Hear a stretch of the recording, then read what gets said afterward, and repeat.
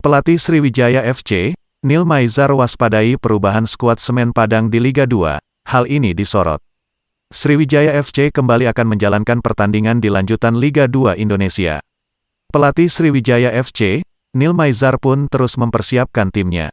Misi sapu bersih kemenangan babak penyisihan terus gencar digeber kepala pelatih Sriwijaya FC Neil Maizar dengan membaca perubahan kekuatan Semen Padang FC jelang laga kedua babak penyisihan putaran kedua Grup A Liga 2 yang akan berlangsung di Stadion Kaharudin Nasution, Rabu, tanggal 10 November tahun 2021, pukul 21.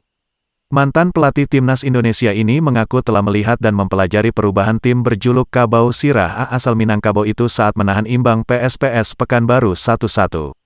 Terlepas dari itu, Neil mengatakan pada dasarnya dalam sepak bola sama saja, kedua tim saling mempelajari kekuatan dan kelemahan tim lawannya. Meski tinggal selangkah lagi dipastikan lolos 8 besar dengan mengantongi 16 poin, namun kepala pelatih Sriwijaya FC Neil Maizar tak bakal memberi kendor 4 lawan di laga sisa babak penyisihan putaran kedua Grup A Liga 2. Laskar Wong Kito berhasil mengoleksi 16 poin dari 6 kali bertanding.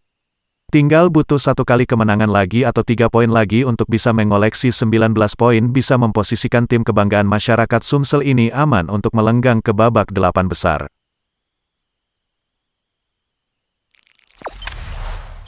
Jangan lupa subscribe, share, komen, dan like ya!